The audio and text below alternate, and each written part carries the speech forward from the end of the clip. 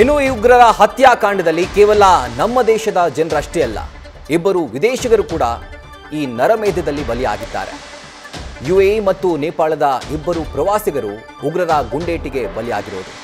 ಯುಎಇನ ಪ್ರದೀಪ್ ಕುಮಾರ್ ಹಾಗೂ ನೇಪಾಳದ ಸಂದೀಪ್ ದಾರುಣವಾಗಿ ಈ ದಾಳಿಯಲ್ಲಿ ಸಾವನ್ನಪ್ಪಿದ್ದಾರೆ.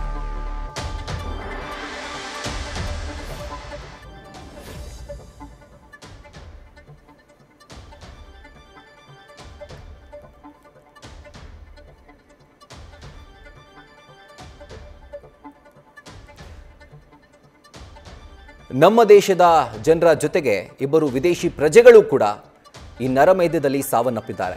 ಆ್ಯಂಡ್ ಈಗ ಫೋಟೋ ನೋಡ್ತಿರುವಂಥ ಎರಡು ಫ್ಯಾಮಿಲೀಸ್, ಇವರಿಬ್ಬರೂ ಕೂಡ ಈ ಒಂದು ದಾಳಿಯಲ್ಲಿ ನಾಪತ್ತೆಯಾಗಿದ್ದಾರೆ. ಅವರು ಸುರಕ್ಷಿತವಾಗಿರಲಿ ಅಂತ ಎಲ್ಲರೂ ಕೂಡ ಕೇಳ್ಕೊಳ್ತಾ ಇದ್ದೀವಿ. ಆ್ಯಂಡ್ ಅದೇ ಒಂದು ಪ್ರಾರ್ಥನೆ ಆಗಿದೆ. ಅಂದರೆ ಸದ್ಯಕ್ಕೆ ಸಿಗ್ತಿರುವಂಥ ಮಾಹಿತಿ ಪ್ರಕಾರ ವೀರೇಶ್ ಹಾಗೂ ಅವರ ಕುಟುಂಬ ಈ ಒಂದು ದಾಳಿಯಲ್ಲಿ ಎಸ್ಕೇಪ್ ಆಗಿದ್ದಾರೆ ಆ್ಯಂಡ್ ಈಗ ನಾಪತ್ತೆ ಆಗಿದ್ದಾರೆ.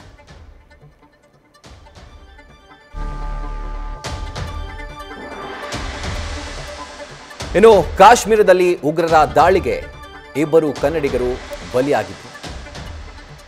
ಇದರ ಹಿನ್ನೆಲೆಯಲ್ಲಿ ಜಮ್ಮು ಕಾಶ್ಮೀರಕ್ಕೆ ಕಾರ್ಮಿಕ ಸಚಿವ ಸಂತೋಷ್ ಲಾಡ್ ಪ್ರಯಾಣವನ್ನು ಬೆಳೆಸಿದ್ದಾರೆ. ಸಿಎಂ ಸೂಚನೆ ಹಿನ್ನೆಲೆಯಲ್ಲಿ ಕಾಶ್ಮೀರಕ್ಕೆ ಸಚಿವ ಸಂತೋಷ್ ಲಾಡ್ ತೆರಳುತ್ತಾ ಇದ್ದಾರೆ. ಈಗಾಗಲೇ ಕಾಶ್ಮೀರಕ್ಕೆ ಅಧಿಕಾರಿಗಳ ತಂಡ ಕೂಡ ತೆರಳಿದೆ.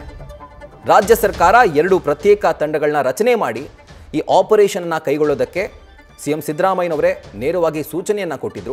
ಹೀಗಾಗಿ 2 ಅಧಿಕಾರಿಗಳ ತಂಡ ಈಗಾಗಲೇ ಕಾಶ್ಮೀರವನ್ನು ತಲುಪಿದೆ ಹಾಗೂ ಅದರ ನೇತೃತ್ವವನ್ನು ವಹಿಸೋದಕ್ಕೆ ಕಾರ್ಮಿಕ ಸಚಿವ ಸಂತೋಷ್ ಲಾಡ್ ಅವರು ಕೂಡ ಇದೀಗ ಕಾಶ್ಮೀರಕ್ಕೆ ತೆರಳುತ್ತಾ ಇದ್ದಾರೆ. ಕನ್ನಡಿಗರ ರಕ್ಷಣೆಯ ಜವಾಬ್ದಾರಿಯನ್ನು ಒಂದು ತಂಡ ಹೊತ್ಕೊಂಡಿದ್ದರೆ ಮತ್ತೊಂದು ತಂಡ ಮೃತದೇಹಗಳನ್ನು ಯಾವ ರೀತಿ ವಾಪಸ್ ತರಬೇಕು, ಆ ಪ್ರೋಸೆಸ್ನ ಯಾವ ಥರ ಹ್ಯಾಂಡಲ್ ಮಾಡಬೇಕು ಅನ್ನೋದರ ಕುರಿತಾಗಿ ಮತ್ತೊಂದು ತಂಡ ಅದರಲ್ಲಿ ಕಾರ್ಯೋನ್ಮುಖವಾಗುತ್ತೆ. ಸೊ 2 ವಿಶೇಷ ಅಧಿಕಾರಿಗಳ ತಂಡದ ಜೊತೆಗೆ ಇದರ ನೇತೃತ್ವವನ್ನು ವಹಿಸಿಕೊಂಡು ಸಚಿವ ಸಂತೋಷ್ ಲಾಡ್ ಅವರು ಈಗ ಕಾಶ್ಮೀರಕ್ಕೆ ತೆರಳುತ್ತಾ ಇದ್ದಾರೆ.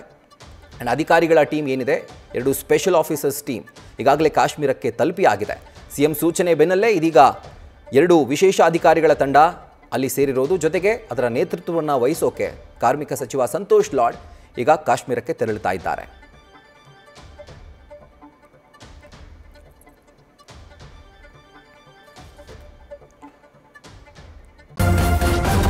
ನ್ಯೂಸ್ ಫಸ್ಟ್ ನಿರ್ಭೀತಿಯಿಂದ ನಿಮ್ಮ ಪರವಾಗಿ.